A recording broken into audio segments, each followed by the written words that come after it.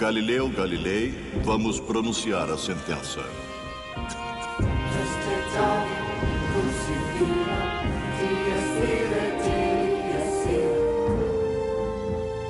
Era um período de discórdia no mundo cristão.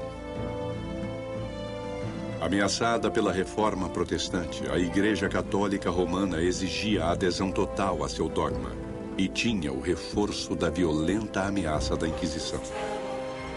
O medo da heresia estava no ar.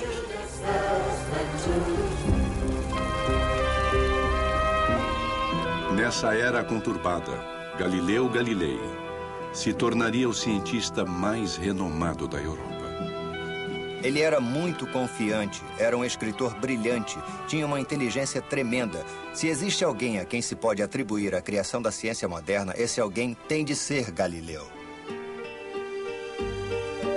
Suas primeiras experiências estabeleceram as bases da física moderna e suas observações revelaram novas verdades sobre o universo.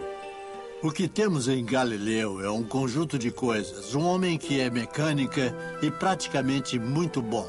Um homem que é ótimo filósofo sobre a natureza. E um homem que é ambicioso. Mas a ambição levou Galileu a questionar a visão da Igreja do mundo e a revolucionar nossa compreensão de astronomia.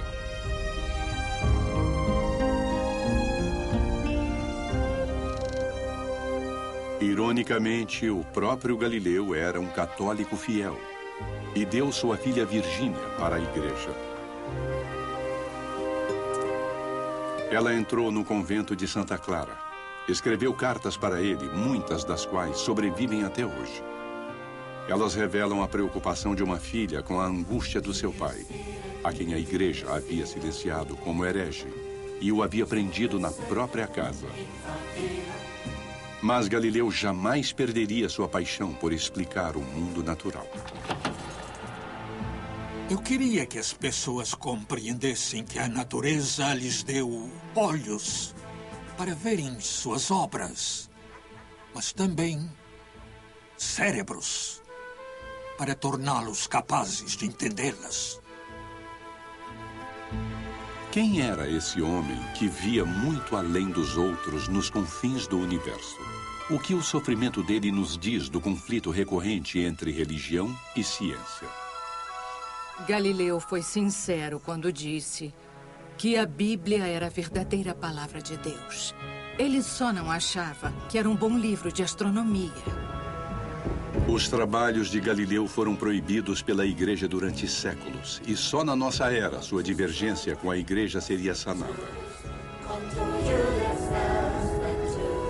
Galileu pagou um preço terrível, mas suas descobertas mudaram o mundo.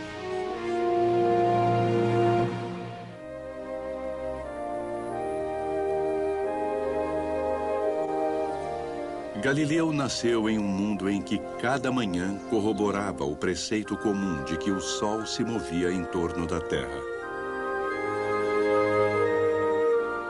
Essa crença era confirmada porque o Sol parecia passar pelo céu todos os dias. Era uma visão do universo originalmente estabelecida pelo filósofo antigo Aristóteles. No centro ficava a Terra estática, o lar do homem. O Sol era apenas um dos muitos corpos celestes que circulavam incessantemente em volta dela. Discordar desse antigo preceito poderia ser perigoso. Uma estátua do padre Giordano Bruno marca em Roma o local onde ele foi queimado vivo, devido a uma série de crenças não ortodoxas. O Vaticano considerava a astronomia uma investigação da obra de Deus. As universidades da Igreja tinham 7 matérias básicas que você era obrigado a estudar antes de entrar em filosofia e teologia. Uma dessas matérias era astronomia. Estudar os astros era uma forma de se afastar da vida mundana e de entrar em um mundo mais transcendente, um mundo que era lindo, que era eterno.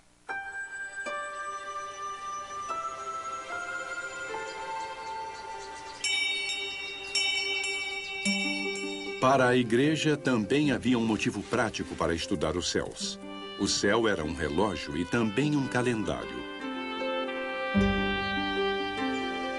Por trás das paredes dos conventos, o nascer e o pôr do sol definiam um ciclo de orações da manhã e da noite. A cada primavera, a plantação dos jardins começava com a chegada do equinócio. O solstício de inverno anunciava o Natal e as fases da lua fixavam as datas exatas da Quaresma e da Páscoa. Pai nosso que estás no céu, santificado seja o vosso nome. A igreja usava o calendário para dar significado espiritual à astronomia geocêntrica de Aristóteles. As imagens eram muito úteis para ensinar teologia. Na verdade, a Terra não está no centro do universo. Ela está em um lugar privilegiado, no fundo do universo. Somente o inferno é mais baixo e há uma cadeia de criação que leva até o céu.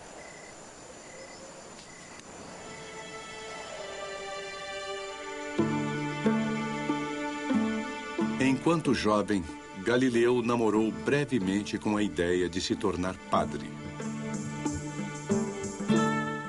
Em vez disso, ele ingressou na Universidade de Pisa como estudante de medicina em 1581. O currículo em Pisa era supervisionado pelas autoridades jesuísticas em Roma. Mesmo os diagramas de anatomia dos livros de Galileu tinham de ser aprovados pelos jesuítas. Galileu abandonou a medicina depois de apenas alguns meses e, em vez dela, começou a estudar matemática. Entre os muitos manuscritos que ele deixou está um eloquente tributo ao poder da matemática para iluminar o mundo. Este grande livro, o Universo, só seria compreendido se fosse possível entender a linguagem e o alfabeto no qual ele é composto. Quer dizer, a linguagem da matemática, triângulos, círculos e figuras geométricas, sem a qual seria impossível, humanamente impossível compreender uma palavra.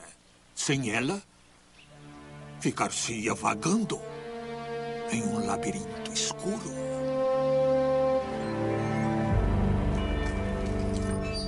É tão confuso o mundo. Onde encontramos a verdade? Onde está a verdade? E houve um tipo de consenso que Galileu sentiu profundamente de que, na matemática, você tinha a realidade. Se havia um lugar onde os seres humanos podiam pensar como Deus, era quando pensavam na matemática. Então, vamos combinar a observação precisa da natureza e vamos aplicar essa técnica de pensamento que sabemos que Deus compartilhará conosco, que é a matemática. E vamos colocar as duas juntas. Então, teremos uma base realmente segura na qual podemos estudar as coisas. Galileu levou seus estudos matemáticos à Universidade de Pádua, a 65 quilômetros de Veneza, distante o suficiente de Roma para estar longe da influência dos jesuítas e de seu currículo aprovado oficialmente. Em Pádua mesmo havia uma universidade. Foi fundada em 1222 por alunos dissidentes. Não era regulada por um rei nem um papa, era absolutamente livre e tinha a República Livre de Veneza como sua supervisora. Então, conseguir um emprego em Pádua era quase como obter a liberdade acadêmica que se poderia querer na Itália e provavelmente, bem exclusivamente, na Europa. A cidade de Veneza ficava só a um passeio de balsa de Pádua. E era aqui que o jovem professor passava muitos feriados. Galileu iniciou um relacionamento com uma mulher de Veneza chamada Marina Gamba. Pouco se sabe dela, mas era de classe social bem diferente da de Galileu. O caso complicou sua vida. Mas isso não era incomum, mesmo entre católicos praticantes. Sim, ele adorava se divertir. Apreciava o seu vinho. Apreciava muitas formas de prazer. Mas isso não o tornava mau católico. Muito principalmente numa época em que até os papas tinham filhos ilegítimos. O próprio Galileu teve 3 filhos ilegítimos. A mais velha, Virgínia, nasceu em 1600. Os registros de nascimento em Pádua dizem que ela foi nascida de fornicação, porque Galileu não era casado com a sua mãe. Eles não viveram juntos. Imagino que ele poderia ter vivido com ela se quisesse, mas sua casa era cheia de alunos e ele trabalhava em horas estranhas. Então, ele realmente não mantinha suas amantes nem seus filhos na casa onde ele morava. Apesar dessas complicações, Galileu prosperava no ar livre de Pádua e se tornou um estudioso ambicioso. Sempre fascinado por novos aparelhos, Galileu ouviu falar que um artesão dos Países Baixos tinha descoberto um novo uso para lentes de óculos comuns. O primeiro telescópio a chegar a Veneza era um brinquedo, uma novidade construída para divertir frequentadores de festas.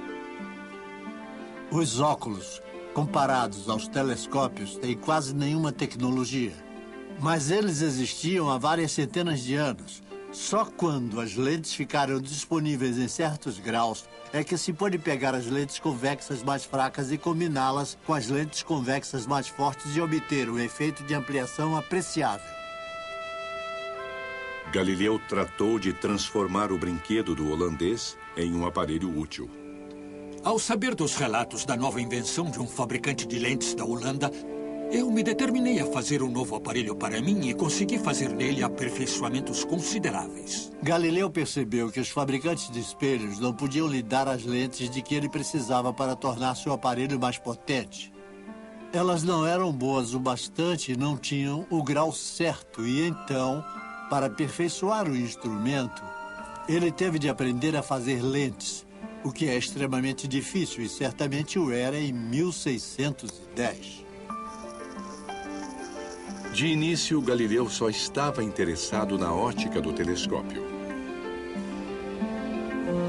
Com suas lentes aperfeiçoadas, ele aumentou sua potência em 10 vezes, mas suas lentes faziam mais do que ampliar. Ao remodelar esses pedaços de vidro, Galileu acabaria remodelando nossa visão do mundo.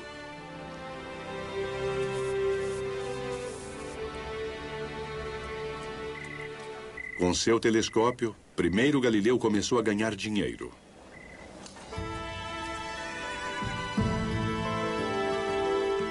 O arsenal naval de Veneza era o maior de toda a Europa.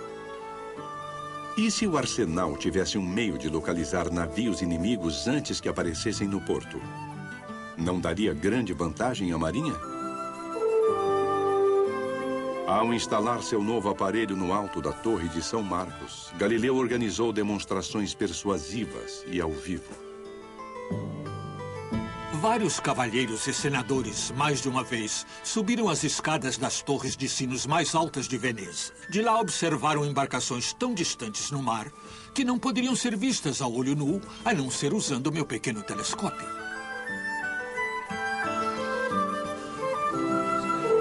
Dentro do Senado de Veneza partiu um elegante pedido para Galileu fornecer pequenos telescópios para o arsenal. Galileu recebeu um generoso salário vitalício por seu serviço à República. Era cientista e também se autopromovia. Até aquele momento, seu futuro parecia brilhante. Mas logo seu telescópio daria início a uma controvérsia que ameaçaria destruir seu criador.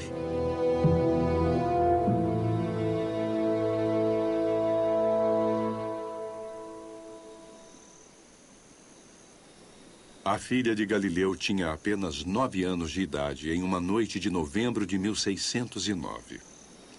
Foi a noite em que Galileu apontou seu novo telescópio pela primeira vez para a Lua, que se punha atrás das colinas de Pádua, e começou a esboçar o que ele observava. Foi o início de 8 semanas de noites em claro em seu pequeno quintal, repentinamente transformado no primeiro observatório astronômico do mundo. Pelas minhas observações, fui levado a crer que a superfície da Lua não é lisa, não é uniforme, como muitos filósofos acreditam que ela e outros corpos celestes sejam. Mas é assim, desigual, acidentada e cheia de cavidades e proeminências. Tendo assim como a face da Terra, relevos de cadeias de montanhas e vales profundos. A lua que Galileu via era parecida com a Terra, e ele desenhou seus traços com detalhes parecidos com os da Terra. Se a superfície de um corpo celeste se assemelhava à Terra, talvez os céus e a Terra não fossem tão diferentes como todos achavam.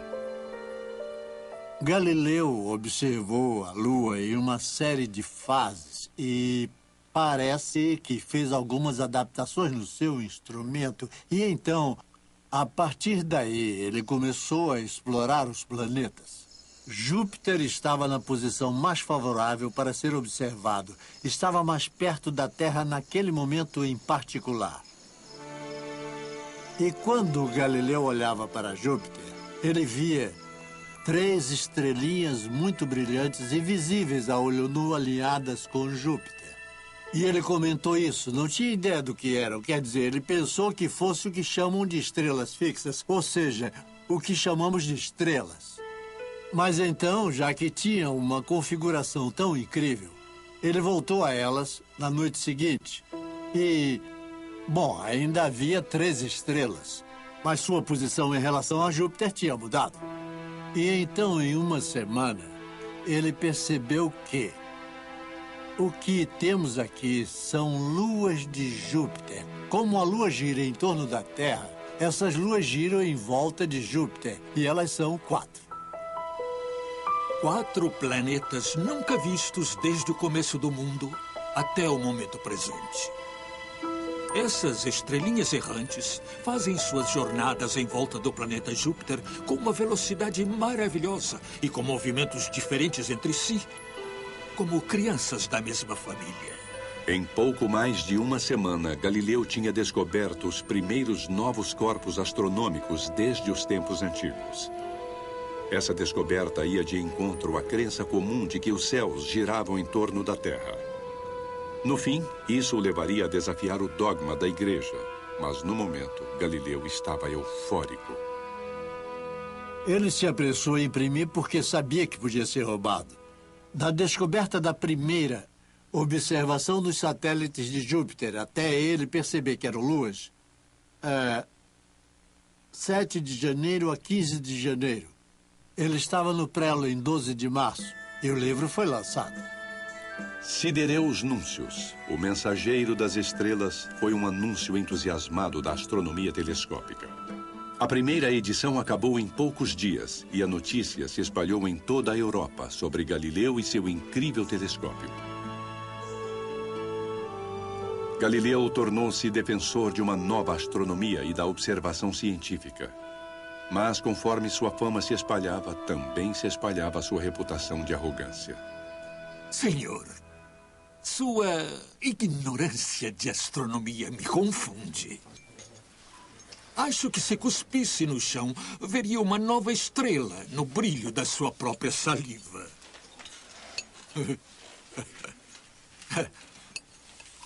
E quanto ao senhor, my lord, fico espantado que persista em tentar me provar, com o testemunho de especialistas, uma coisa que eu posso perfeitamente descobrir sozinho com uma simples experiência.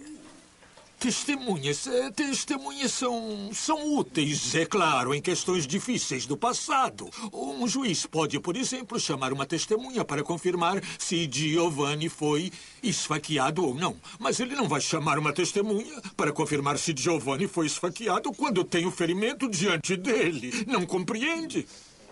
Ele pode ver com os próprios olhos. A modéstia nunca foi o ponto forte do jovem professor. Sou grato a Deus por ter me concedido a graça de ser o primeiro observador de uma coisa admirável que ficou escondida todas essas eras.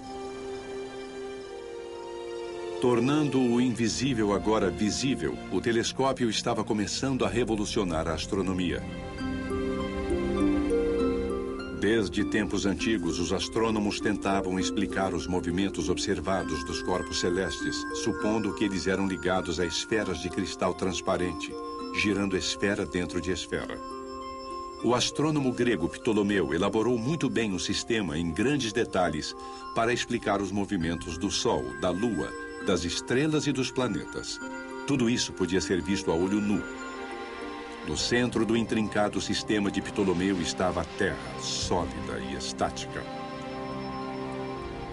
O sistema de Ptolomeu era repleto de aparelhos geométricos engenhosos. Ele tornava possível que as pessoas verificassem onde os planetas deviam estar. E, na verdade, isso era útil, digamos, para a astrologia. Era útil se você queria saber onde as coisas estavam no céu. Mas não era perfeito.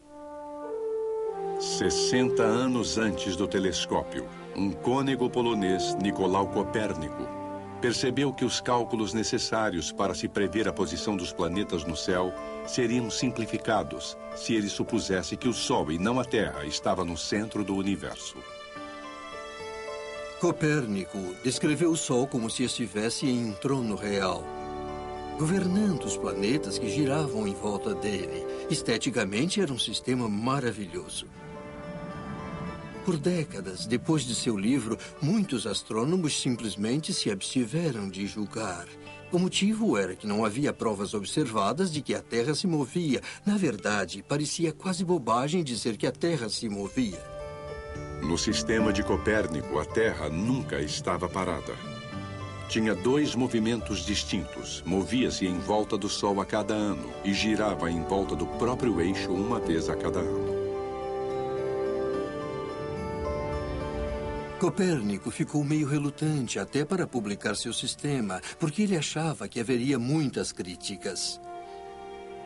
O que Copérnico sugeriu fez dele motivo de riso em toda a Europa, porque ele dizia que aqui está a Terra. Ela está girando em uma velocidade de cerca de 1.100 a 1.200 km por hora. Ela gira em torno do próprio eixo e, além disso, gira em torno do Sol a 50 km por segundo. Então, eles estavam dizendo isso é totalmente ridículo. Olhem, o chão é tão sólido quanto podem ver. É claro que a Terra não está se movendo, é óbvio. Se estivesse, todas as coisas estariam voando para fora dela. Os campanários das igrejas cairiam, as aves não conseguiriam acompanhar, as nuvens desapareceriam ao se pôr no horizonte e coisas assim. Galileu já tinha lido Copérnico e já suspeitava que o sistema de Copérnico estava correto, mas, mesmo com seu telescópio, ele não via um meio de provar que a Terra se movia em volta do Sol. Primeiro, ele mesmo voltaria à Toscana, sua terra natal.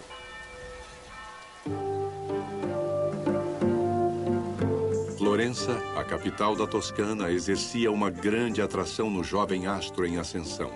Nobre lar de Dante e Michelangelo, Florença era governada há séculos pela família Médici.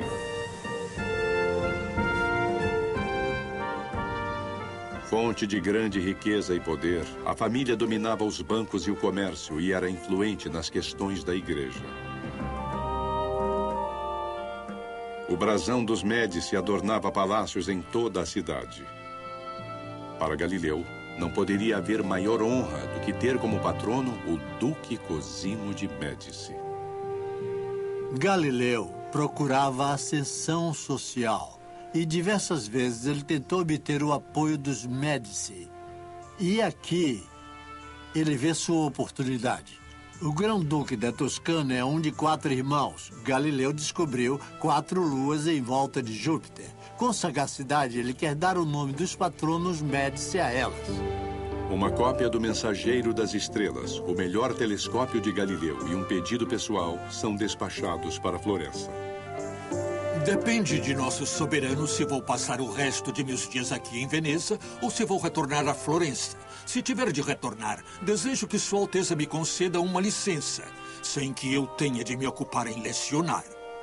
Finalmente, desejo de Sua Alteza que, além do título de matemático, seja anexado o título de filósofo. Galileu diz que sua posição está ruim em Pádua. Ele não tem tempo de pesquisar e é muito solicitado por alunos. Na verdade, gostaria muito de servir a um grande governante e fazer suas pesquisas. Poucas semanas depois, uma carta foi enviada pelo escritório dos Médici no Palazzo degli Uffizi, convidando Galileu para participar da corte dos Médici como matemático e filósofo. Aqui, ele estaria no centro da vida social e intelectual de Florença. Os florentinos eram conhecidos por discutir sobre tudo, por terem discussões acaloradas, e era isso que Galileu queria. E ele conquistava enorme atenção, e tinha mais status ainda por estar ligado à corte do Grão-Duque. E alguns amigos de Galileu alertaram que ele não estaria tão seguro com suas ideias radicais em Toscana, que Veneza tinha mais senso de independência do Papa do que a Toscana. Os Médici eram ricos e cultos, mas também estavam em dívida com Roma. Com fortes laços com o Vaticano, a família tinha produzido muitos papas e cardeais. Talvez não soubessem das dificuldades que seu novo filósofo traria para si mesmo. Deixando para trás sua amante e seu jovem filho, Galileu colocou sua filha Virgínia e a irmã mais nova, Lívia, no convento de São Mateus em Arcetri, nos arredores de Florença. Não era incomum na Itália, naquela época, colocar moças em um convento por proteção, para garantir que permanecessem virgens, embora não houvesse garantias. Mas, como Virgínia era ilegítima, suas chances de se casar eram mais complicadas do que poderiam ter sido. Ela precisaria de um grande dote e de um marido adequado. E Galileu não era um homem rico.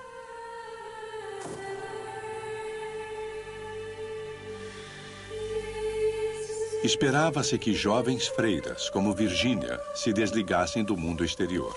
Mesmo suas famílias eram mantidas à distância. Ver o que aconteceu com o relacionamento de pai e filha depois que Virgínia fez seus votos nos dá uma sensação de perda terrível, quase uma morte em vida. Há uma barreira física entre eles e que, no entanto, mais uma vez pretere o tremendo orgulho da típica família italiana católica da época de ter no clero alguém da família, uma freira. Você estava colocando aquela criança a serviço de Deus. E o que poderia ser mais importante? Não vou dizer que colocar as filhas no convento tenha sido um ato de fé da parte dele. Na verdade, foi uma saída para o que fazer com elas, porque, afinal, a mãe delas tinha sido só sua amante. Elas eram ilegítimas. Portanto, era possível que nunca se casassem. Então, o que fazer? Ele as sustentava, mas não com muita abundância. Ao longo de 20 anos, a filha Virgínia escreveu dezenas de cartas particulares ao pai, dentro das paredes do convento. Os servos de Galileu levavam as cartas em cestas de comida ou roupas. Muitas das cartas de Virgínia sobreviveram, embora todas as respostas de seu pai tenham se perdido. Suas cartas sugerem um elo duradouro entre os dois, apesar das duras condições da vida no convento. Ilustre Senhor Pai, meu quarto está terrivelmente frio agora e não sei como serei capaz de suportar isso, Senhor. A menos que me ajude me cedendo uma de suas cobertas, uma de que não precise mais. Estou devolvendo o resto de seus colarinhos, que eu já costurei. Rogo ao Senhor que lhe conceda o maior bem-estar possível. De São Mateu, em Arcetri, sua amorosa filha.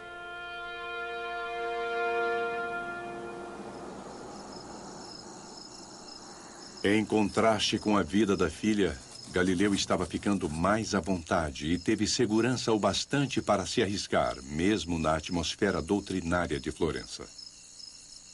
Galileu adotou a opinião de que Copérnico estava certo. O Sol, não a Terra, era o centro do nosso sistema planetário. Meses se passaram enquanto ele lutava para ter um meio de provar isso. Para ele, a comprovação era a marca da ciência. Para uma coisa contar como uma afirmação científica, tinha de ser comprovada. Tinha de provar conclusivamente que era o caso. Qualquer coisa sem comprovação era chamada de conjectura ou opinião. Enquanto ele buscava uma comprovação, chegou uma carta de um de seus seguidores, Benedetto Castelli, sugerindo que o planeta Vênus podia ter a resposta. Meu caro Galileu, se Copérnico está correto e Vênus gira em torno do Sol em vez de girar em torno da Terra, está claro que ele poderia ser visto, assim como as fases da Lua, às vezes crescente, às vezes não. Rogo que me diga se, com seus maravilhosos telescópios, percebeu tal aparência. A olho nu, Vênus era só um ponto de luz. Mas através do seu telescópio, Galileu viu o planeta como um disco. Em um período de meses, Vênus mudou de um pequeno disco para um maior, crescente. Galileu imediatamente compreendeu que em um sistema em que o Sol está no centro, esse crescente apareceria como Vênus, circulando em uma órbita entre o Sol e a Terra. Vênus deve estar girando em torno do Sol e não da Terra.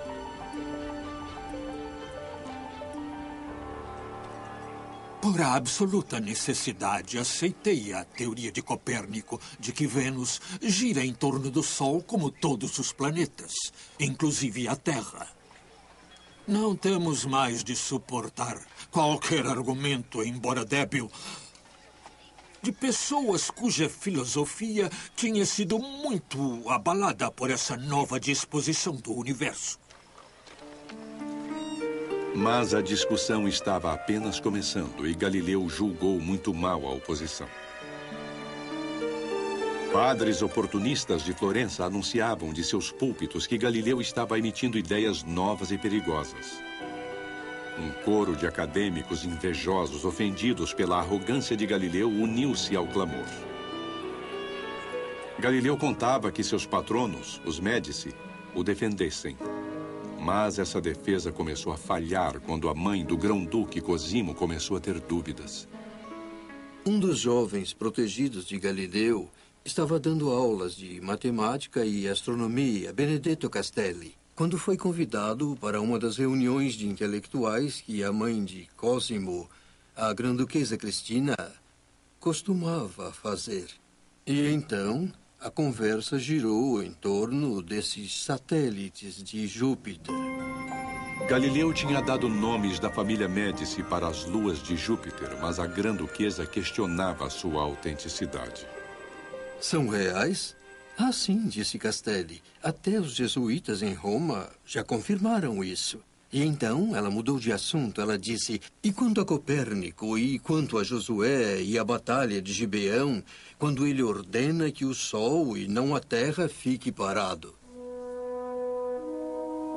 No livro de Josué, o Senhor para o movimento do Sol, permitindo aos israelitas um pouco mais de luz do dia para derrotar os inimigos. Isso e mais meia dúzia de outras passagens bíblicas pareciam sugerir que era o Sol que se movia e não a Terra. A grã-duquesa Cristina se preocupava que seu novo filósofo da corte estivesse contradizendo a Bíblia. Galileu respondeu a Madame Cristina com uma carta que foi bem além da astronomia. Eu concordei com Madame Cristina de que a Sagrada Escritura nunca mente. Os decretos contidos nela são absolutamente verdadeiros e invioláveis.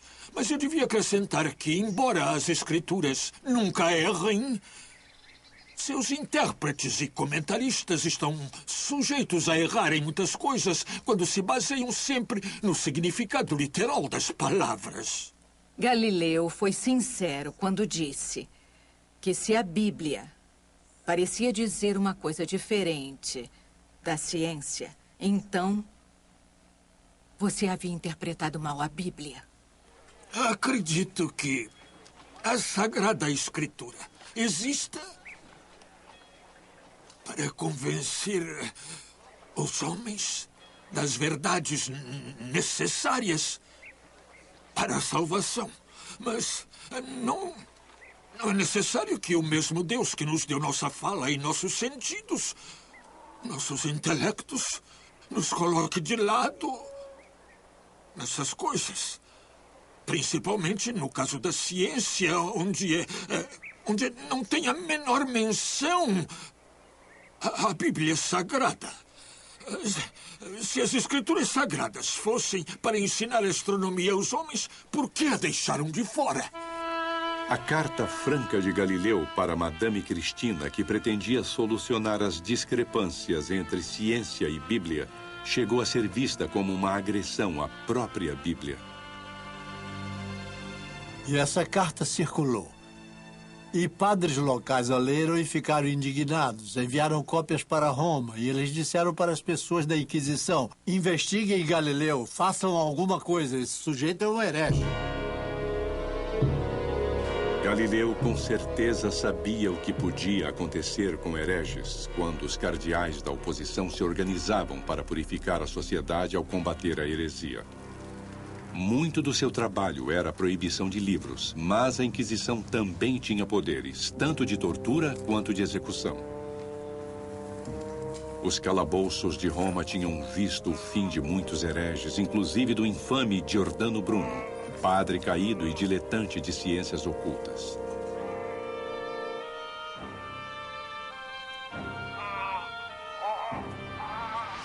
Para a Inquisição, medidas extremas eram justificadas. Fosse qual fosse a dor aplicada para salvar a alma de um herege, não era nada comparada à dor da danação eterna.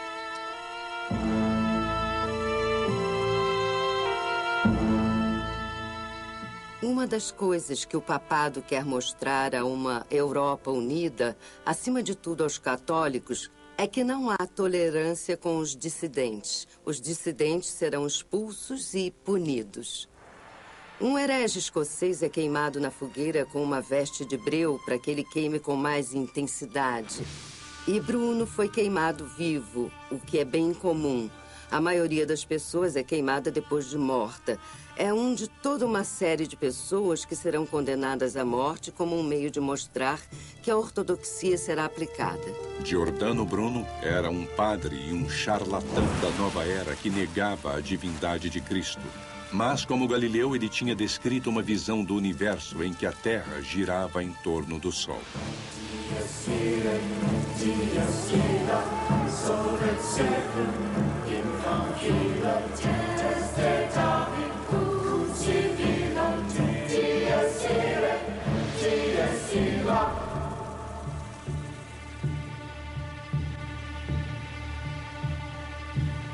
Há muitas visões diferentes de quanto o paralelo de Bruno pesou para Galileu, sem dúvida. Deve ter tido alguma influência. É claro que ele percebeu o que aconteceu com Bruno. Duvido que ele tenha se achado em perigo de sofrer aquilo, mas ao mesmo tempo, no fundo havia aquela ameaça se agigantando. Se ele desafiasse a Inquisição, poderia sofrer punições severas. Por trás da execução de Bruno estava o maior inquisidor de Roma, o martelo dos hereges, cardeal Roberto Bellarmino. Agora, anos depois, esse mesmo cardeal Bellarmino estava recebendo informes sobre Galileu. Teólogos da igreja estavam alertas às possíveis implicações do que Galileu estava fazendo. E havia um registro de Galileu crescendo vagarosamente em Roma, na Inquisição. E à medida que esses rumores vindos das camadas mais baixas do clero em Florença ficavam cada vez mais altos em Roma, Galileu vai para Roma tentar argumentar seu caso. Eu decidi me apresentar abertamente, sozinho, no Teatro do Mundo, para testemunhar a sóbria verdade. Acredito que bons filósofos, como águias, voam sozinhos, não em bandos, como os estorninhos.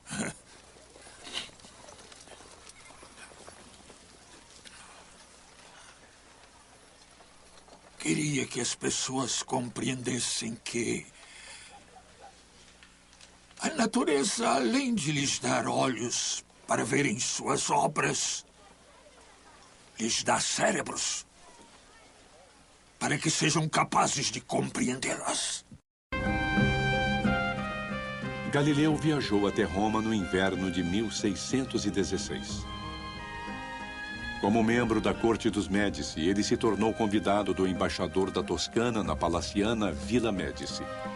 No alto de uma colina com vista para a cidade, de sua sacada, Galileu podia ver os domos do Vaticano enquanto aguardava ansiosamente seu encontro com o inquisidor cardeal Bellarmino. Galileu tendia a superestimar seus próprios poderes de persuasão. Ele achava, então, que, se pudesse ir a Roma e conversar com alguns da hierarquia, poderia facilmente persuadi-los de permanecerem abertos à questão: a Terra se move mesmo ou a Terra é fixa? Os teólogos ouviram Galileu apresentar com segurança o caso de Copérnico. Galileu é totalmente engajado com a teoria de Copérnico e não podemos ver a igreja lá como um monólito. E ele vai ver os bispos, os cardeais e teólogos e defende seu caso. É claro, com muita paixão. Contudo, o embaixador dos Médici no Vaticano está escrevendo para casa. Escutem. Galileu precisa se acalmar, calar-se e não argumentar tanto no seu caso. Em sua carta, o embaixador se preocupava que a família Médici pudesse ser levada a uma controvérsia feia. Galileu está envolvido com paixão nessa luta e pode muito bem se envolver em problemas sérios, juntamente com qualquer um que apoie sua opinião. Esse negócio não é brincadeira. E o homem está ficando aqui sob nossa proteção. Ele achava que podia convencer os teólogos de mente mais aberta em Roma dos méritos da doutrina de Copérnico. Ele também achava que podia convencê-los de que, antes de mais nada, a questão da astronomia não era uma questão para teólogos. E então, mesmo embora ele devesse saber muito bem dos poderes e perigos de se opor à Inquisição, evidentemente achou que seus próprios poderes de persuasão eram tais que ele poderia convencê-los da sua opinião. Mas assim que ele começou a explicar o sistema de Copérnico, também emitiu sinais de alarme e os conservadores da Igreja Católica decidiram que alguma coisa tinha que ser feita. Na verdade, Galileu deu boas-vindas à chance de apresentar seu caso ao cardeal Bellarmino. Ele ouvira dizer que Bellarmino se interessava por astronomia e era fascinado pelo telescópio. O próprio Bellarmino, que começou interessado em ciência, à medida que progredia em ciências, percebeu que havia uma série de aspectos na descoberta científica que ameaçavam a ortodoxia como ele a via. E percebeu que a ciência poderia interferir na sua teologia. Então, naquele ponto, decidiu encerrar suas investigações científicas e ele fez uma escolha muito pessoal ao optar pela devoção em vez da curiosidade científica, que eu acho que nunca tem uma solução completamente satisfatória. E isso pode explicar um pouco de sua virulência em perseguir o que ele percebe como heresia científica. O devoto cardeal Bellarmino tinha consentido em queimar homens vivos, mas ele era etéreo e não mundano. Mesmo as famílias de governantes da Itália consideravam o cardeal um pouco santo demais. Para Galileu, contando com a influência dos seus patronos Médici, a devoção incorruptível do cardeal não era uma notícia boa. Mas Galileu nem teve chance de convencer Bellarmino. 3 dias antes de seu encontro planejado com o cardeal, o Santo Ofício da Inquisição reuniu-se no Colégio Romano para votar as teorias de Copérnico. Os teólogos se envolveram e deram sua opinião profissional sobre a questão. E essa opinião profissional é que a proposta de que o Sol é o centro do mundo e de que a Terra gira em torno do Sol são propostas, segundo as Escrituras, hereges. A votação foi de 11-0. A hipótese de que a Terra se movia era tola e absurda. A crença de o Sol ser o centro do mundo era uma questão de heresia formal. O cardeal Bellarmino usaria seu encontro com Galileu para entregar o édito. Galileu será instruído formalmente a não defender a posição de Copérnico. E mais, na decisão afirma-se que se Galileu recusar-se a obedecer, vai ser silenciado. Galileu é forçado a se voltar contra Copérnico, cujo trabalho é adicionado ao Índex de Livros Proibidos.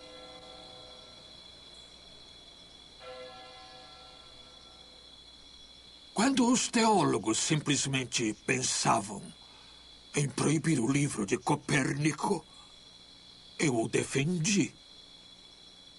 Então, aqueles cultos cavalheiros proibiram mesmo o trabalho, declarando que suas opiniões eram falsas e contrárias à Escritura.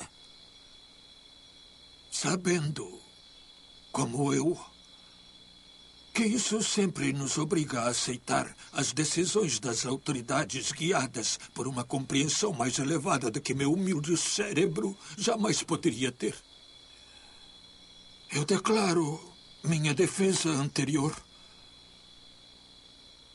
como um conceito meramente poético, um sonho, uma fantasia minha. É simples quimera.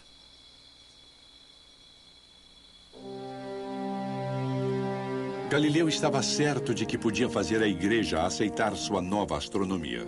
Mas, em vez disso, a situação tinha ficado muito pior.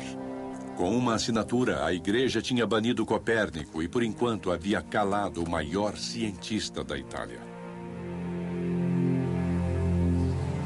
Se havia uma luta entre religião e ciência, a religião vencera o primeiro round.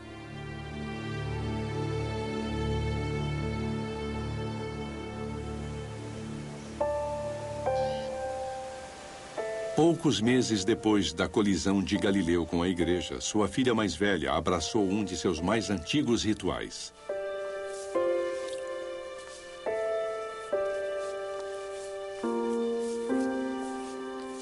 Renunciou às suas posses terrenas, entregou seu nome Virgínia e escolheu para si o nome de Maria Celeste. Por tradição, um nome sussurrado para ela por Deus. Você entrega sua vida a Nossa Senhora, Mãe de Jesus Cristo?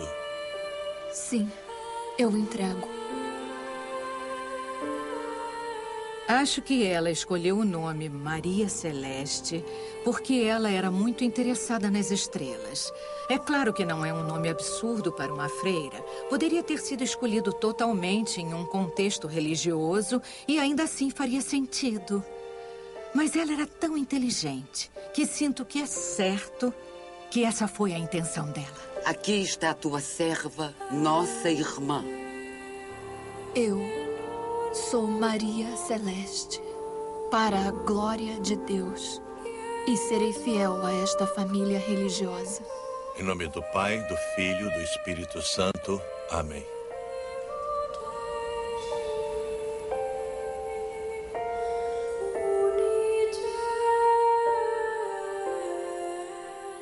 Embora suas vidas fossem difíceis, muitas das jovens inteligentes escolhiam mesmo o convento, porque sabiam que seria um lugar onde poderiam pensar e escrever, e elas teriam mais status na sociedade do que poderiam ter, mesmo como mulheres casadas e com filhos.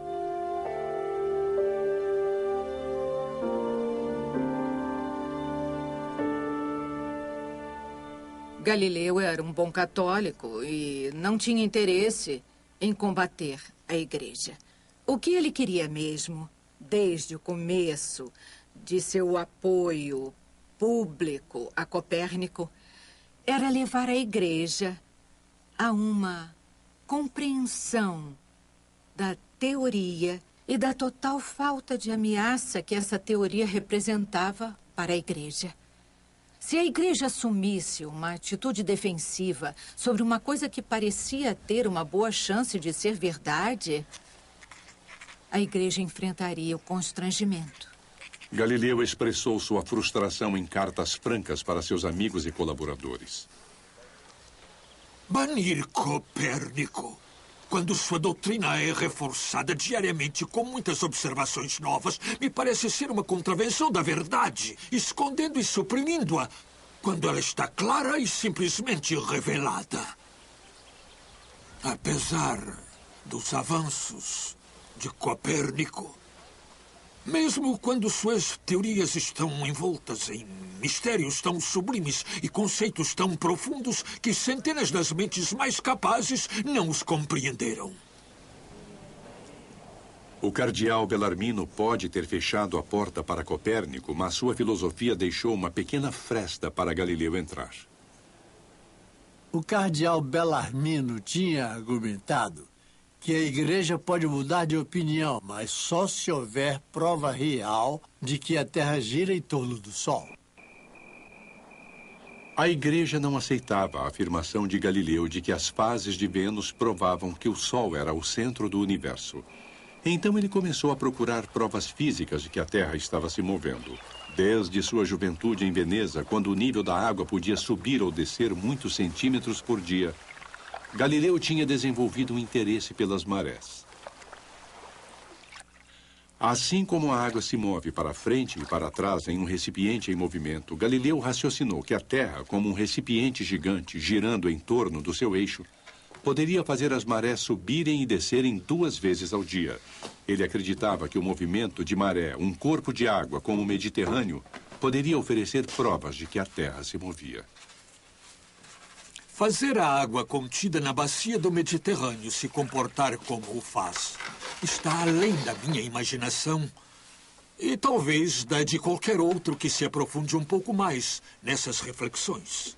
Alguns dizem que Aristóteles, depois de observar as marés por um longo tempo de alguns penhascos, mergulhou no mar em um acesso de desespero e destruiu sua vida por causa desse mistério. Até esse ponto ele tinha sido ousado. Em 1616, ele fez circular entre alguns cardeais um tratado sobre as marés, no qual ele argumentava que essa era uma prova real, física, de que a Terra se movia. Ele pensa com entusiasmo, com paixão, que essa é a chave para provar, para demonstrar os movimentos da Terra, observando os movimentos das marés. Agora sabemos que isso é incorreto, mas ele pensou que era a resposta. Pela primeira vez, a intuição de Galileu falhou. Embora um elo entre as marés e as fases da Lua houvesse sido observado durante séculos, Galileu rejeitou a ideia. Para ele, a sugestão de que a Lua podia influenciar os acontecimentos na Terra era assunto de astrologia ou ocultismo. A busca de provas físicas da rotação da Terra levaria mais 200 anos.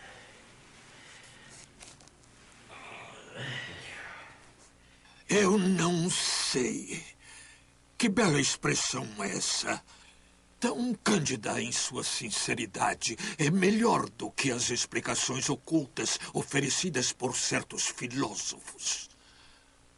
As pessoas que podem raciocinar bem são em número muito menor do que as que podem raciocinar mal. Se raciocinar fosse como atirar pedras, vários pensadores poderiam ser melhores do que um, mas o raciocínio não é como atirar pedras. É como correr, onde um único corcel bárbaro galopando ultrapassa facilmente uma carroça puxada por 100 cavalos.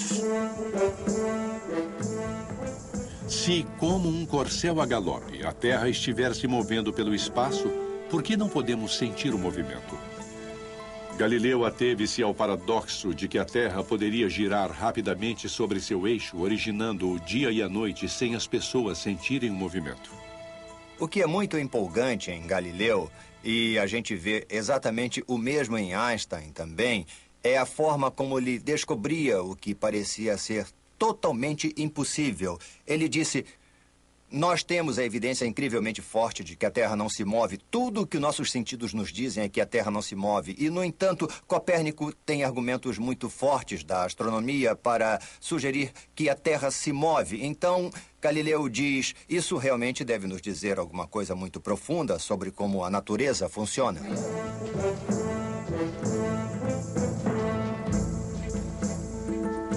Então ele pensou em uma experiência intrigante.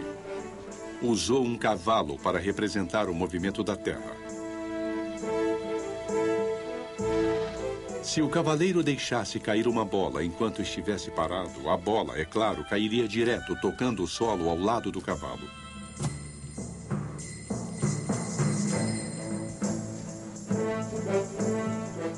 Mas o que aconteceria se o mesmo cavaleiro deixasse cair a bola com o cavalo galopando?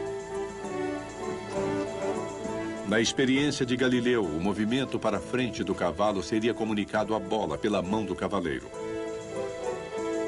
Ao ser largada, a bola continuaria a se mover para frente e ainda assim cairia ao lado do cavalo, assim como fez quando o cavalo estava parado.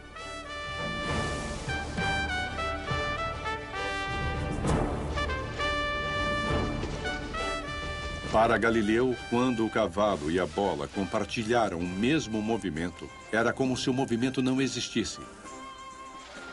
Se a Terra estivesse se movendo, seríamos levados com ela sem consciência do seu movimento?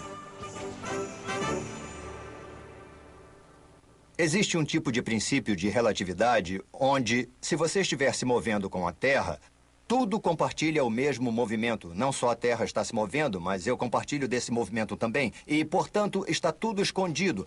É provável que tenha sido a primeira experiência de pensamento realmente grande da física. Na verdade, ele estava tão confiante no resultado que nem se deu ao trabalho de fazer a experiência para provar que estava certo. Apesar dos problemas com a igreja, Galileu ainda tinha o apoio dos Médici. Ele se mudou para perto da filha, em uma vila na encosta da colina, nos arredores de Florença. Florença é uma cidade cercada de colinas. E Arcetri, como os outros, é um lugar onde as famílias abastadas de Florença tinham suas filas. E também havia casas de fazenda normais, havia conventos, e era relativamente difícil ir para a cidade. E quando a filha de Galileu estava em um convento bem próximo, lá embaixo, ela encontrou para o pai um local ao lado do convento, onde ele tinha campos, tinha azeite de oliva. A filha disse a ele que estava produzindo vinho, mas que ele não devia beber demais. Maria Celeste é realmente extraordinária. Ela vive em um claustro. É isolada do mundo. E, no entanto, ainda tem as mãos em tudo. O mercado imobiliário, os alimentos, os pequenos favores, a lavanderia.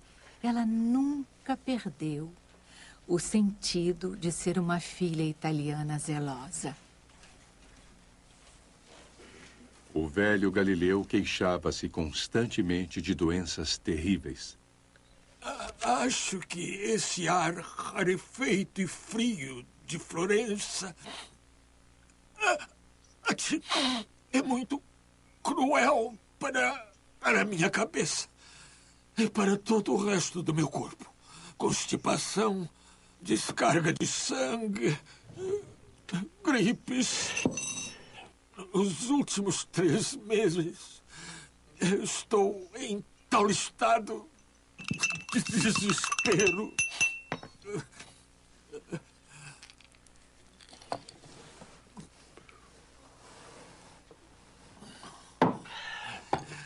Estou praticamente confinado a meu quarto. Não, a minha cama.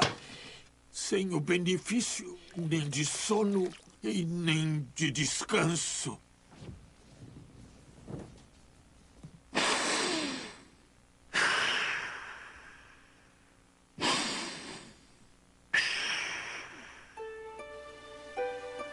De algum modo, todas as necessidades de Galileu, suas doenças, seus interesses, eram conhecidos da sua filha por trás das paredes de seu convento.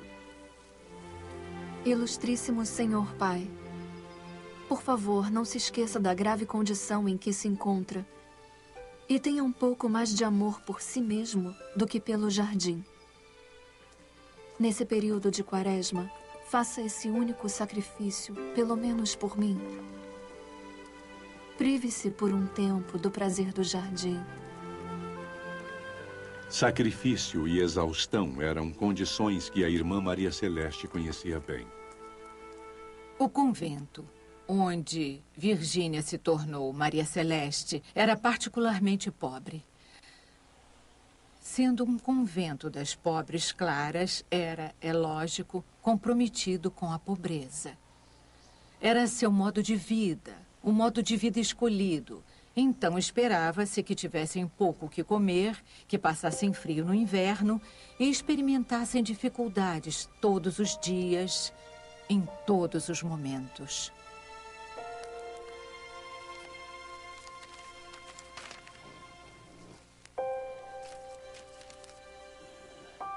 Senhor, eu lhe garanto que nunca fico incomodada pelo tédio, mas antes pela fome provocada, creio eu, pelo frio do meu estômago, que não recebe o total complemento de sono que exige. Só lhe digo isso para me desculpar pela aparência casual da minha carta, por ter sido forçada a largar e depois retomar minha caneta mais de uma vez antes de poder completá-la.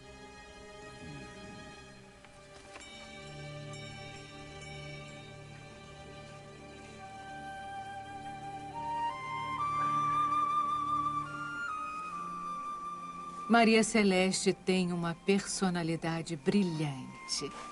Ela está em um lugar sombrio, tem pelo menos uma freira que tenta se suicidar nesse convento. E, no entanto, Maria Celeste sempre tem uma forma de ver o propósito mais elevado, o bem maior que nunca falha. Tal submissão tão encantadora para com a fé não era um caminho que Galileu seguiria. Ele jamais poderia seguir o exemplo de obediência da filha à igreja, nem mesmo sob os olhos vigilantes da Inquisição.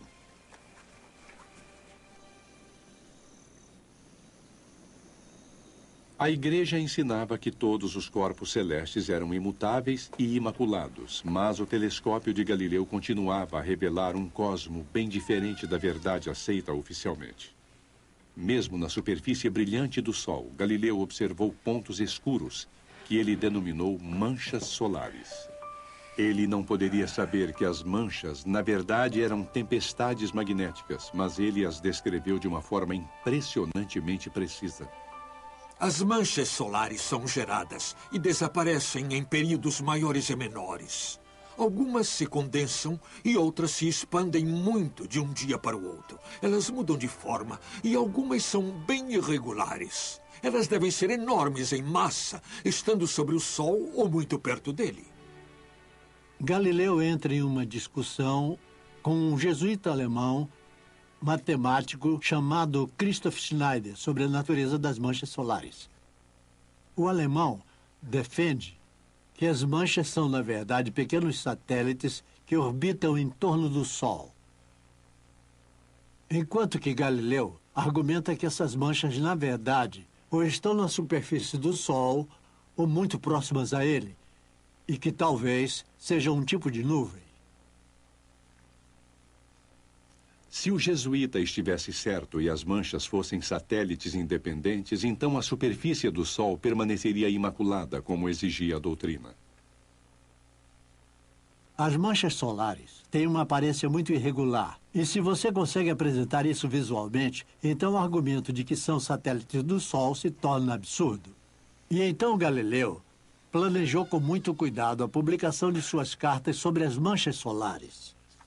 Todas são orientadas adequadamente, de modo que você pode vê-las de um dia para o outro nascerem no Sol e morrerem lá, de repente, no meio do Sol. Aparece um dia uma mancha pequena e no dia seguinte ela cresce, depois cresce mais ainda e depois, vagarosamente, ela vai para a beirada.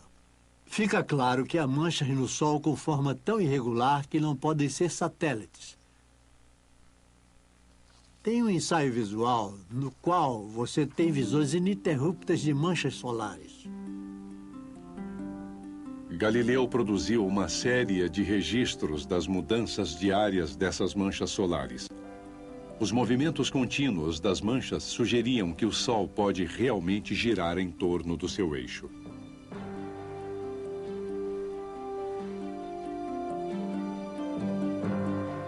A evidência visual é aceita tanto pelos simpatizantes de Copérnico quanto pelas pessoas que ainda acreditam que a Terra é o centro do universo.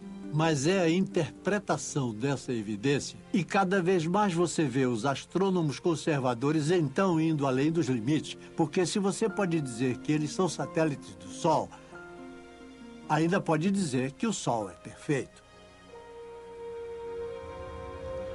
Galileu sabia que seus adversários estavam errados. Não importava se o matemático jesuíta desejava que o Sol fosse imaculado.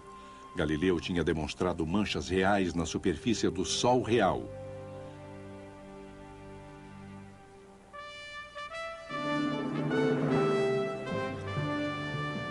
Sete anos depois de a Inquisição ter banido Copérnico, Galileu recebeu a notícia de que um novo papa tinha subido ao trono de São Pedro. O colegiado de cardeais tinha escolhido um membro de uma família proeminente da Toscana, um homem que Galileu realmente considerava um amigo. Maffeo Barberini se tornaria o Papa Urbano VIII. Urbano VIII é uma escolha interessante para ser Papa naquele momento. Ele é membro da família Barberini. E uma piada dizia, o que os bárbaros não saquearam de Roma, os Barberini o fizeram. Seu brasão, quando ele era um jovem prelado, tinha 3 moscas. E as moscas tornaram-se cada vez mais indignas para alguém que tinha alcançado um posto tão alto na igreja. Então, a certa altura, as moscas foram mudadas para abelhas operárias. E, portanto, Maffeo Barberini torna-se a personificação do indivíduo trabalhador e produtivo.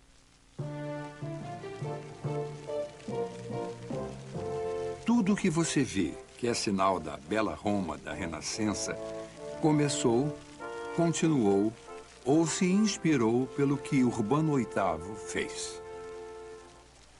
No fim da Via Vêneto, há uma fonte com 3 abelhas Barberini, para lembrá-lo qual papa lhe deu essa fonte de água e também para lembrá-lo de que você não deve ficar vadiando em volta da fonte. Deve fazer como a abelha e produzir mel. O novo papa era grande fã de Galileu. Ele tinha escrito poemas para Galileu. E, de repente, a situação pareceu muito diferente do que era em 1616.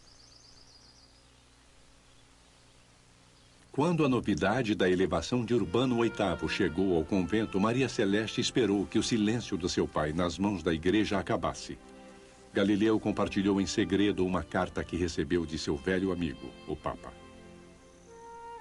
Papai, a felicidade que senti devido à carta escrita para o senhor pelo Sumo Pontífice foi indescritível. A carta demonstra claramente o afeto que esse grande homem tem pelo senhor. Já li e reli a carta, exultando em particular. E aqui eu a devolvo, como insiste, sem tê-la mostrado a ninguém.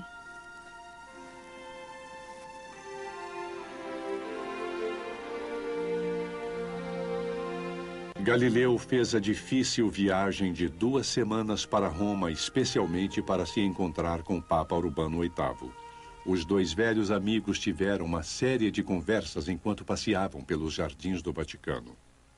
O Papa e Galileu caminharam pelos jardins do Vaticano conversando sobre várias coisas. E, é claro, uma das coisas sobre a qual falaram foi se Galileu podia ou não publicar a teoria de Copérnico. E o Papa disse a ele que, desde que se limitasse a falar sobre ela, hipoteticamente, não haveria problema.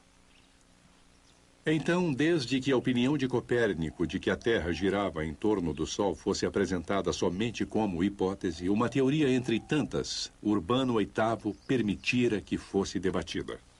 Galileu saiu desses encontros sentindo que era chegada a hora de escrever seu grande livro sobre cosmologia, que ele prometia desde 1610.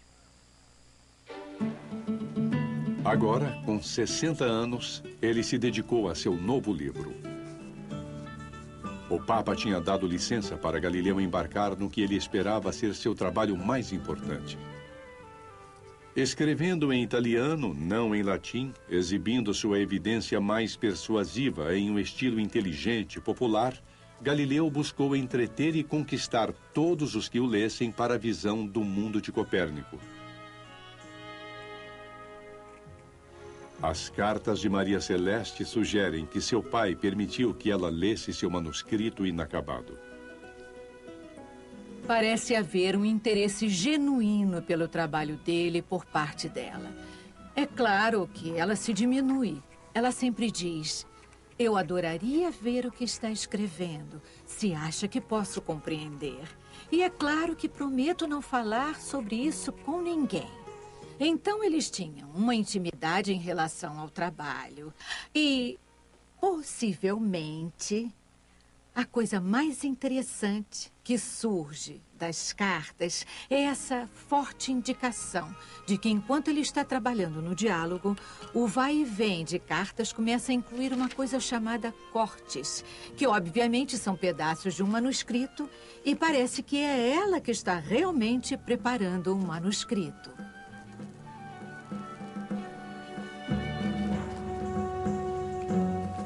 Meses escrevendo acabaram em uma doença que interrompeu seu trabalho. Depois de 5 anos, o fim estava próximo. Com a graça de Deus, estou no caminho certo. O livro vai ser bem grande e cheio de novidades que, ao escrever em forma de diálogo, posso introduzir sem afetação ou esforço. Se eu conseguir sobreviver a esse inverno, vou concluí-lo e publicá-lo imediatamente. Galileu terminou seu grande livro na véspera de Natal de 1629. Ele o chamou de Diálogo sobre os dois grandes sistemas do mundo. É uma obra-prima da retórica.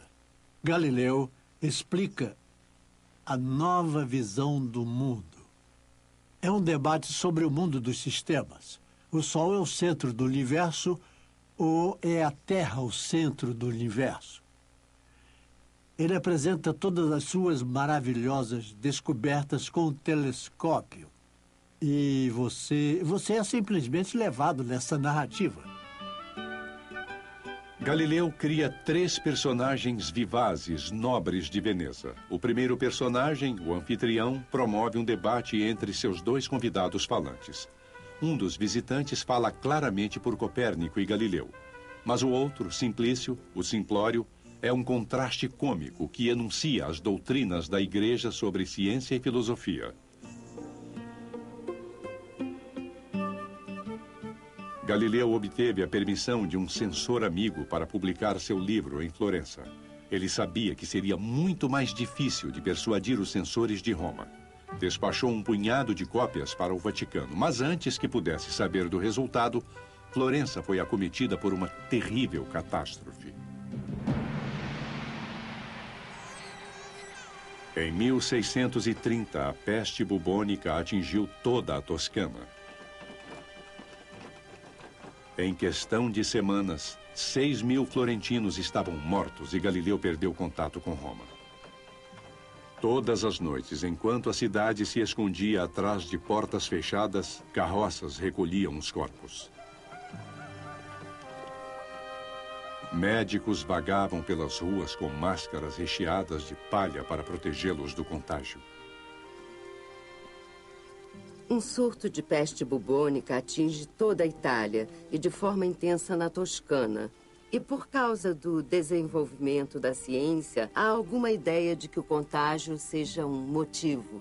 Então, há tentativas do Grande Duque da Toscana, que é um sistema de governo bem centralizado, de fazer quarentenas, quase sempre considerando desumano interditar as casas das pessoas. Vamos fechar essa casa. Os governantes da Toscana não conseguiam se decidir se confiavam na quarentena ou no poder da oração. Só para garantir, tentavam os dois.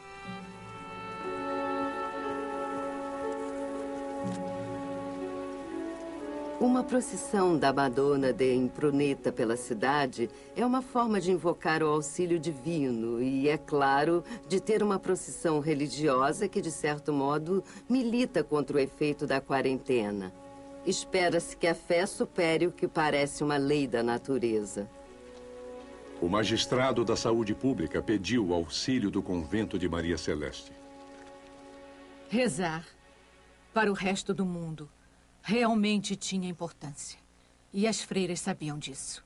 E, na verdade, durante a peste, elas tinham a função específica de orar 2 de cada vez durante 40 dias ininterruptos. E essa era considerada uma das intervenções mais ativas que podiam ser feitas contra a peste.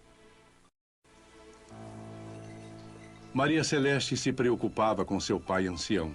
Como boticária do convento, ela preparou uma medicação para ele, esperando defendê-lo da infecção. Tenha fé nesse remédio, Senhor. Ele é feito com mel. Tome uma vez de manhã uma dose do tamanho aproximado de uma noz, seguida de um gole de vinho grego. O magistrado da saúde alega que ele dá uma defesa maravilhosa. Por favor, use toda a cautela possível para se defender do perigo. Lavar os lençóis em vinagre fervente era visto como uma medida de defesa, embora ninguém soubesse o motivo. O isolamento das freiras no claustro tornou-se um benefício e a infecção não as atingiu. Na primavera seguinte, a epidemia tinha subsistido o suficiente para limitar a comunicação com o resto da Itália. Durante meses, Galileu não soube nada dos censores romanos. Será que seu manuscrito havia se perdido na quarentena? Seu trabalho teria sido roubado? O censor florentino tinha endossado o livro, mas Galileu precisava da aprovação de Roma. O padre me contou mais de uma vez que lhe vieram lágrimas aos olhos enquanto ele lia. E reconheceu que deviam me implorar para publicar um livro desses. Enquanto isso, ele fica de lado. E a minha vida se desperdiça.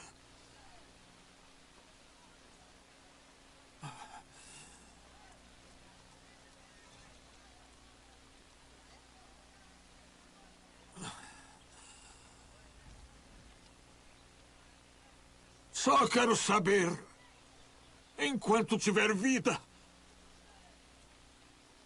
qual é o resultado de todo o meu árduo trabalho?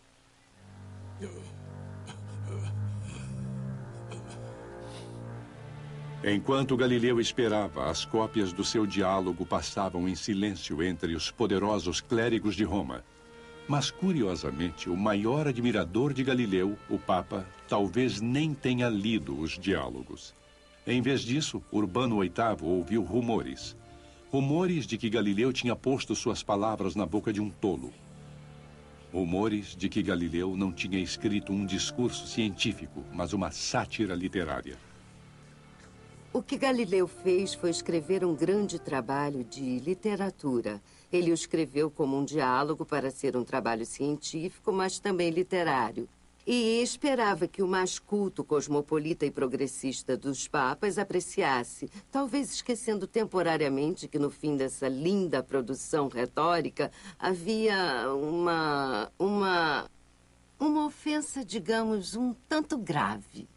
No final, ele coloca palavras do Papa na boca de um simplório, que se Deus quisesse fazer o universo de alguma outra forma, de qualquer outra forma, além de fazê-lo parecer como é agora, ele teria feito. E, portanto, nenhum desses argumentos de que o Sol é o centro do universo ou a Terra pode ser definitivo.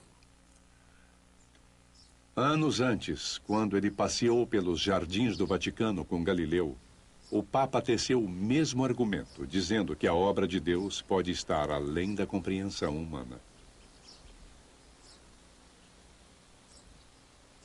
Os conselheiros de Urbano o convenceram de que ele tinha sido o modelo para o Simplício e que estava sendo feito de bobo. Urbano ficou muito zangado com o livro. E os dois nunca mais se falaram.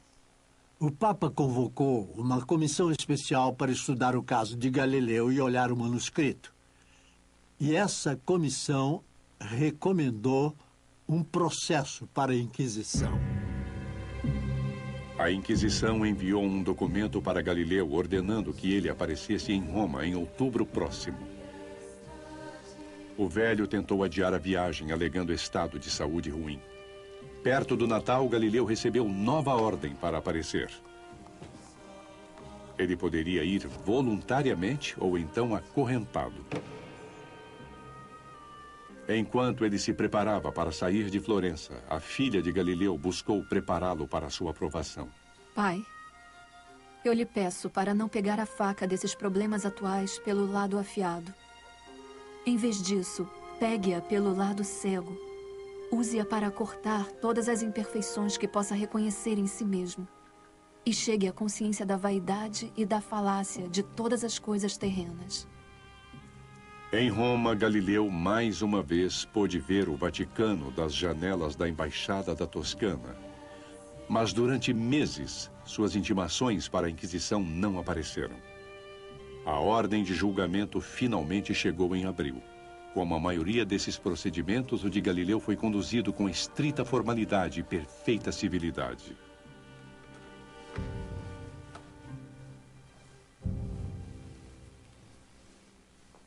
Galileu, filho do falecido Vicentio Galilei Florentino, 70 anos de idade. Jura testemunhar a verdade. Galileu Galilei, por que meios e há quanto tempo veio a Roma? O quê? Eu vim a Roma no primeiro domingo da quaresma, em uma maca. Afirme se sabe ou pode adivinhar o motivo de ter sido ordenado a vir aqui. Imagino que ordenaram a minha presença diante do Sagrado Ofício para dar conta do meu livro recentemente impresso. Se esse livro lhe fosse mostrado, poderia reconhecê-lo como o seu? Eu espero que sim. Sim, se me mostrarem, devo reconhecê-lo.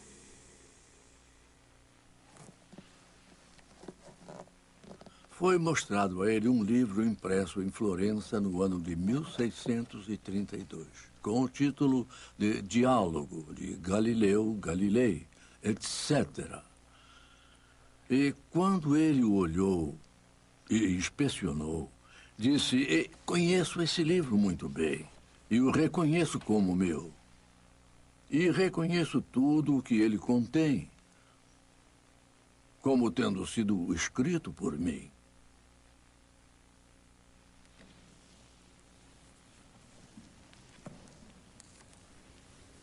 A Inquisição limitou o julgamento a duas simples questões. O falecido cardeal Bellarmino proibiu Galileu de defender Copérnico quando os dois se encontraram 16 anos antes? E Galileu violou o mandado do cardeal escrevendo esse diálogo?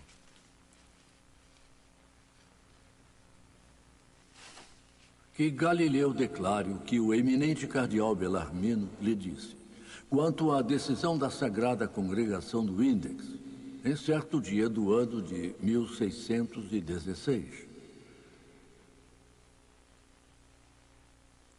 O senhor cardeal Bellarmino me informou que a opinião da estabilidade do Sol e do movimento da Terra foi considerada repugnante para a Sagrada Escritura.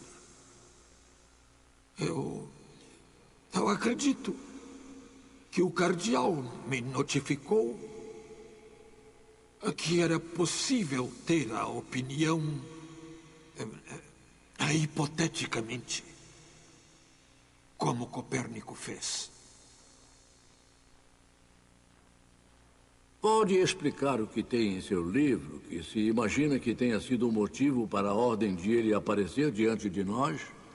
Bem, quando eu estava escrevendo o diálogo, não o fiz porque defendia que a doutrina de Copérnico fosse verdadeira. Em vez disso, apresentei os motivos astronômicos que poderiam ser adiantados em cada lado do debate. E tentei mostrar que nenhum lado do argumento tem força conclusiva que favoreça uma opinião à outra.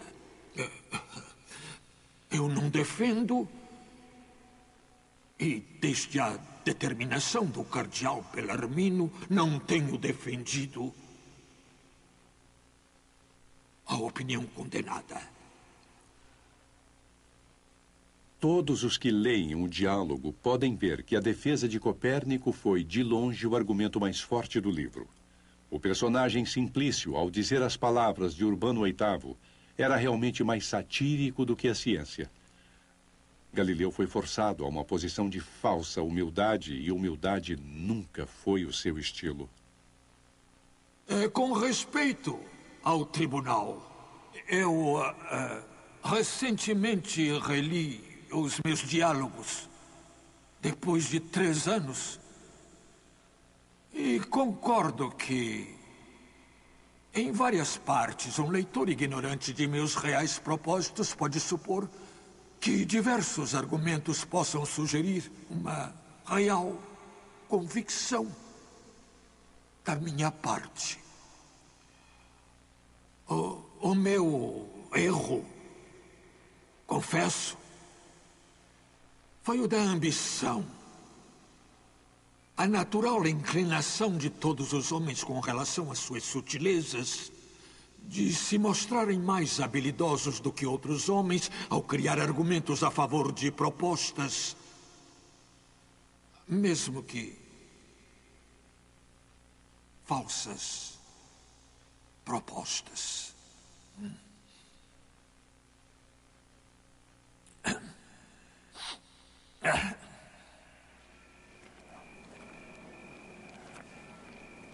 Galileu foi encarcerado em uma pequena sala no Palácio da Inquisição. Parecia certo que seu diálogo seria proibido. A questão agora era: que punição Galileu receberia?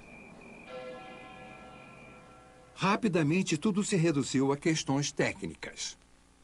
Em 1616, Galileu havia concordado em não ensinar nem defender a teoria de Copérnico. A acusação era que ele havia violado esse acordo. E Galileu disse: não, eu não violei o acordo. Se o observarem quando lerem o final do livro, vão ver que concluo a favor da igreja. E só apresento esses outros argumentos como uma ferramenta de argumentação. Quem ler o livro não vai concordar. A notícia do confinamento de Galileu chegou a Maria Celeste. E ela, nervosamente, enviou uma carta aconselhando cautela, sem saber se ela chegaria a seu pai. Ele estava detido nas salas do Santo Ofício. Não dei indícios dessas dificuldades a ninguém, querendo manter a notícia desagradável só para mim. Pai, agora é hora de se servir daquela prudência que o Senhor Deus lhe concedeu. O caminho que Galileu seguiu até a sala onde ouviu sua sentença passava pela clausura de Santa Maria sopra Minerva. As paredes e teto alertavam os hereges do destino que os aguardava.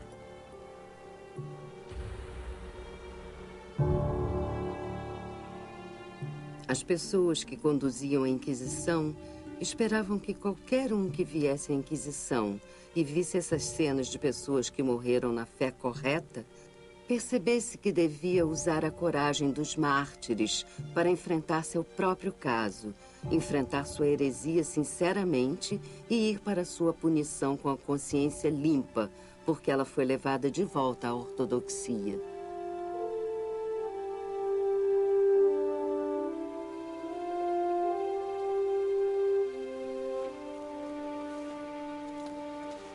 Na manhã de sua sentença, Galileu foi levado mais uma vez diante da Inquisição, dessa vez usando as vestes brancas de um penitente.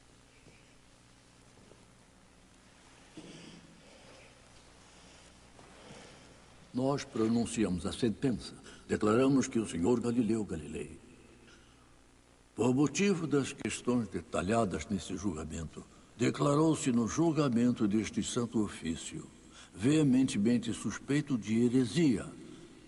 Ou seja, tendo defendido e acreditado em uma doutrina falsa e contrária à Escritura, de que o Sol é o centro do mundo e não se move, e que a Terra não é o centro do mundo e se move. Nós o condenamos ao aprisionamento nesse santo ofício à nossa disposição.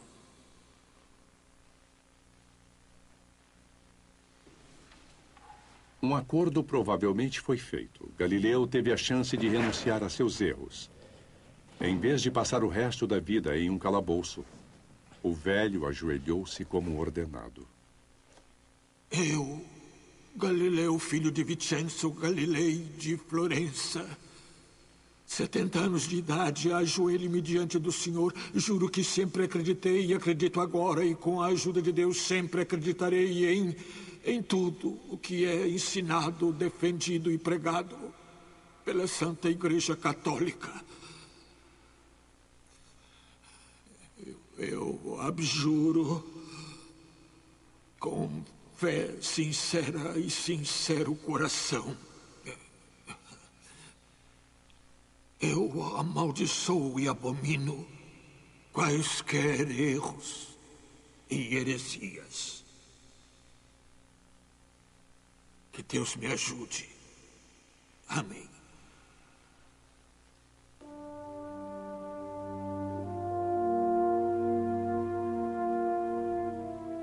O julgamento de Galileu terminara. Esperando na embaixada da Toscana, ele ficou sem saber durante meses quando teria permissão para voltar para casa.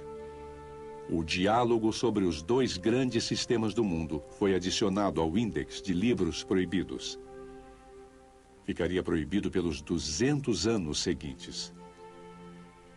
Galileu acreditava que o Papa Urbano VIII o protegeria da censura. Mas o Papa não o fez. Ser Papa é diferente de ser cardeal. O Papa tinha muitas batalhas para travar, sendo a mais importante a Reforma Protestante. E lá ele era o chefe da Contra-Reforma Católica. E Urbano realmente foi acusado de não fazer as coisas certas para favorecer a causa católica. O Papa demonstrou grande interesse no que Galileu estava fazendo. Mas o Papa, de muitas formas, tinha outras preocupações além da ciência. Urbano VIII estava diante da Guerra dos 30 Anos.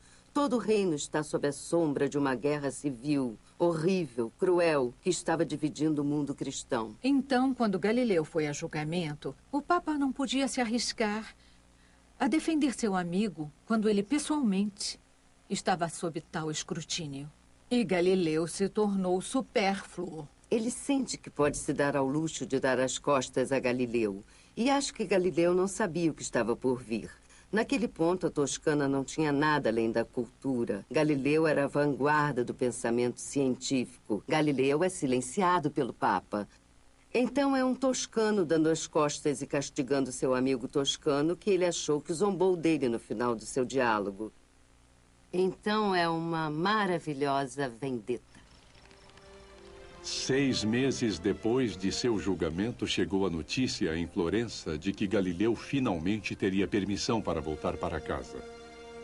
Foram necessários os apelos do embaixador da Toscana, a intervenção da família dos Médici e a silenciosa influência de sua própria filha. Estamos esperando sua chegada com grande ansiedade. E nos alegramos de ver como o tempo melhorou para a sua viagem.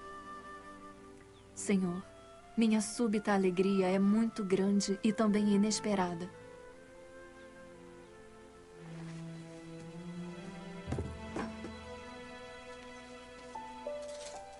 Galileu foi para casa, mas ficou em prisão domiciliar, sem poder ensinar, viajar, nem visitar sua filha sem permissão. Ele assinava suas cartas da minha prisão em Arcetri.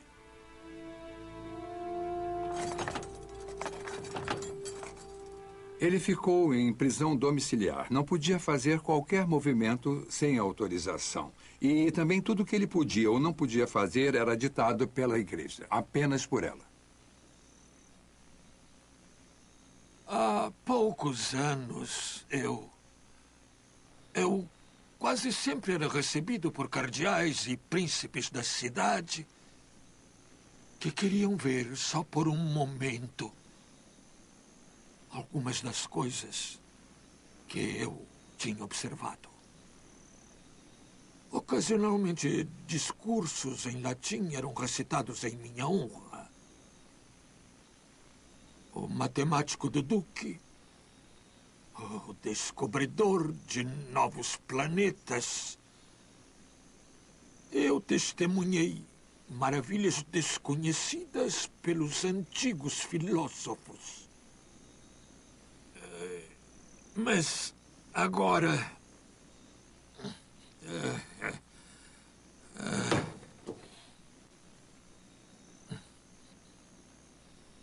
Agora, passo dias estéreis que são longos devido à inatividade e, no entanto, breves, se comparados aos anos que se passaram. Meu único consolo é a memória de antigas amizades, das quais tão poucas restam. Pai nosso que estás no céu, santificado. Galileu recebeu ordens de recitar orações de penitência toda semana. Embora doente, Maria Celeste responsabilizou-se por aliviá-lo deste fardo. Eu obtive permissão de aliviar sua sentença, Senhor, assumindo para mim a obrigação que o Senhor tem de recitar todas as semanas os 7 salmos. Eu já comecei a cumprir essa exigência.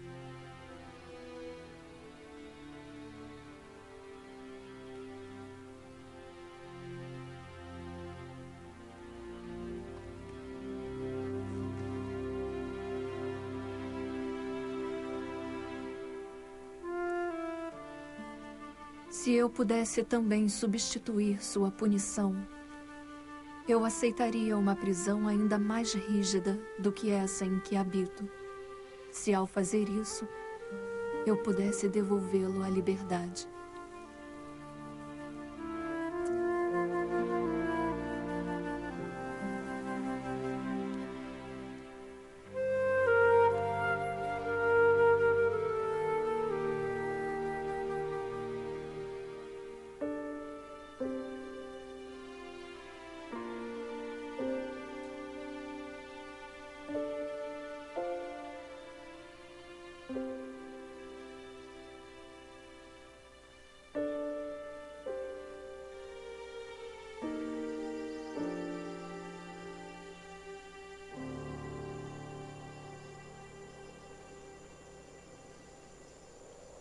Embora suas cartas não insistissem nisso, a condição física de Maria Celeste tinha se debilitado na longa ausência de seu pai. Acho que durante o julgamento de Galileu e detenção após o julgamento, ele estava muito magoado e muito carente para perceber o estado ao qual ela tinha se reduzido. Não estou muito bem. Mas agora já estou tão acostumada à pouca saúde que quase nem penso nisso, já que agrada ao Senhor ficar me testando com uma dorzinha ou outra. Eu agradeço e oro para que Ele lhe conceda, Senhor, o maior bem-estar possível.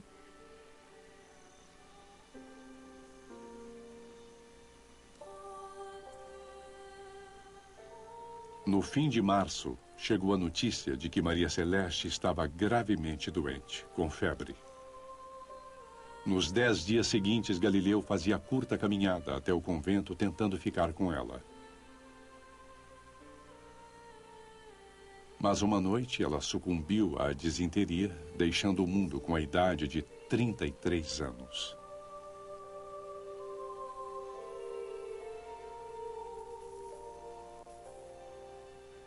Quando Maria Celeste morreu, foi como se uma luz tivesse saído da vida de Galileu.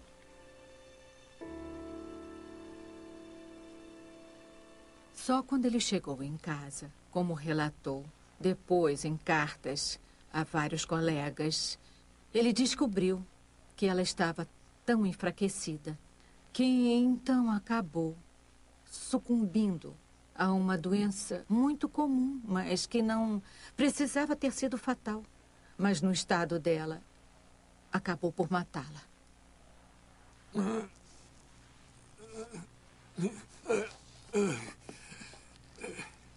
Eu estou cheio de melancolia e tristeza.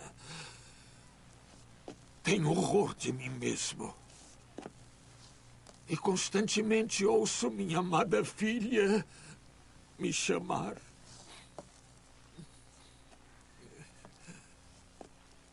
Maria Celeste ficou mal de saúde na minha ausência. E ela não se cuidou. Vá, adeus.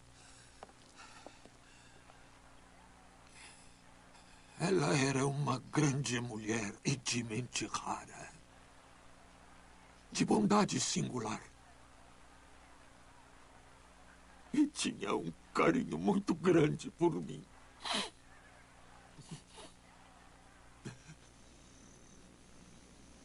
Dúzias de cartas pessoais de Galileu sobreviveram, mas nenhuma das que ele escreveu para a filha foi encontrada. Hoje, temos apenas o lado dela de sua comunicação. É uma pena, realmente uma pena não termos as cartas dele para ela. Fica claro que ela ama esse homem, que se preocupa com ele e que sabe o que é amar outra pessoa. E só podemos esperar que esse amor tenha sido inspirado por afeição igual por parte dele. Jamais saberemos. Com certeza, ele respondia às cartas dela. Não há dúvidas quanto a isso, porque em todas as cartas há frases como: o senhor me pediu isso, o senhor me disse aquilo. Então, é quase possível reconstruir o que ele disse, mas não se pode saber como soava. O que é um suplício é que também é óbvio que ela guardava todas as cartas. Porque ela dizia isso repetidamente. Eu guardo todas elas, eu as releio sempre que posso, porque me trazem grande alegria. Então, onde elas estão? A explicação mais lógica é que quando ela morreu, a abadesa as queimou, enterrou, fez alguma coisa, porque o julgamento de Galileu era ainda muito recente.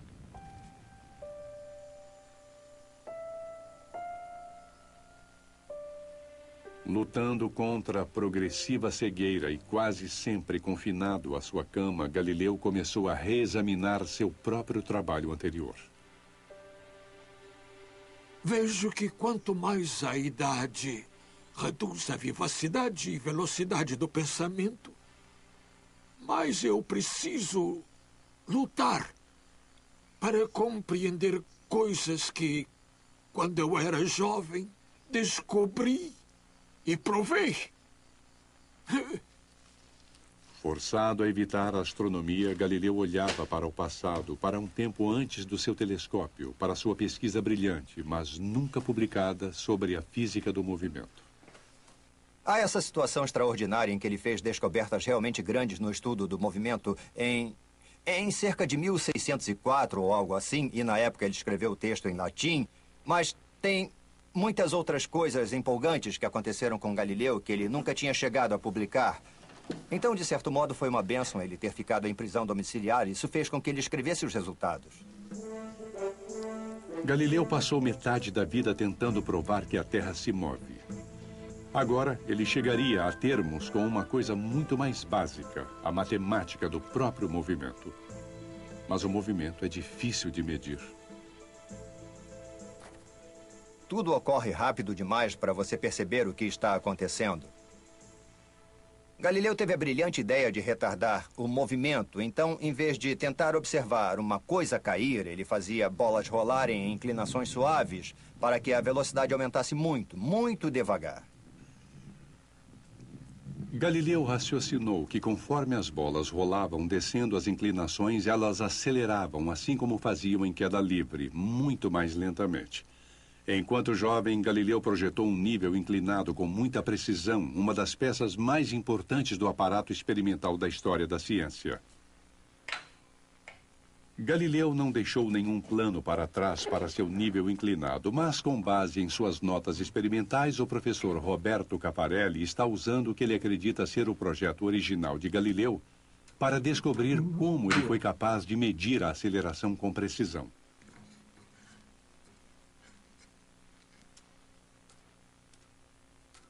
Galileu estudou o nível inclinado, reduzindo o movimento de corpos em queda até ser capaz de observar o fenômeno. Ele foi capaz de medir exatamente com que velocidade a bola rolou, marcada com o balanço de um pêndulo. Galileu tinha certeza de que a aceleração estável deve ser governada por uma regra matemática. Ele pega um plano levemente inclinado e deixa a bola rolar. Ele observa como ela se acelera e então ele mede a que distância ela vai em determinado tempo. E depois faz sua primeira descoberta empírica, que se na primeira unidade de tempo ela vai a uma unidade de distância, na próxima unidade de tempo ela vai a 3 unidades de distância, e na próxima 5, e na outra 7. Então ele tem uma linda progressão numérica, 1, 3, 5, 7. E ele chama isso de regra dos números ímpares. E ele realmente se extasia com isso, sabe que fez uma grande descoberta. Galileu descobriu uma regra matemática para prever com precisão o movimento dos objetos do mundo real. Uma lei universal que se aplicava a qualquer corpo caindo.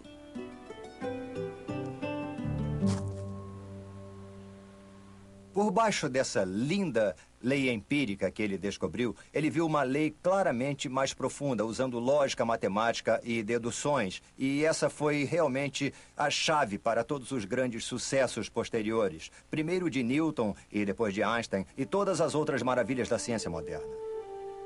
Quando jovem, Galileu revolucionou a astronomia, mas aos 74 anos, seu último grande livro revolucionou a física do movimento.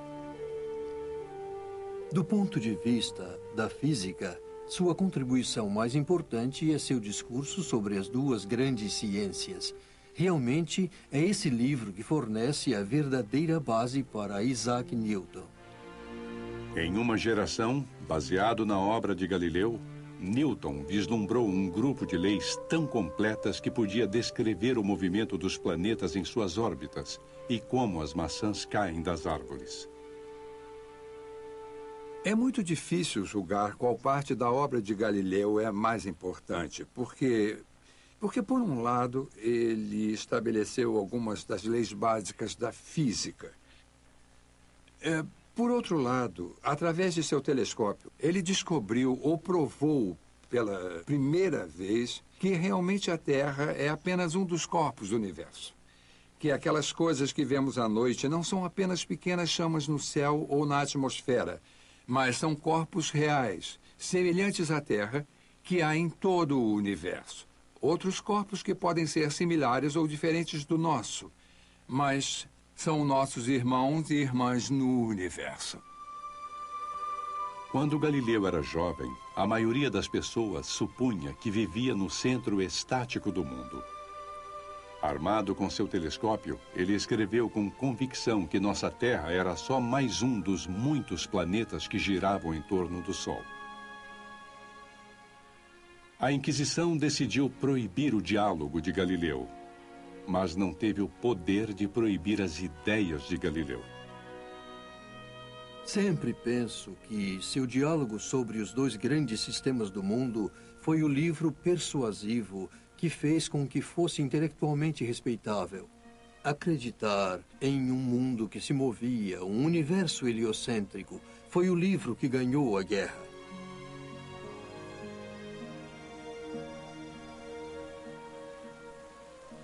A Igreja Católica aceitou há muito tempo a ciência de Galileu, mas só em 1992, uma comissão papal reconsiderou seu tratamento à questão de Galileu.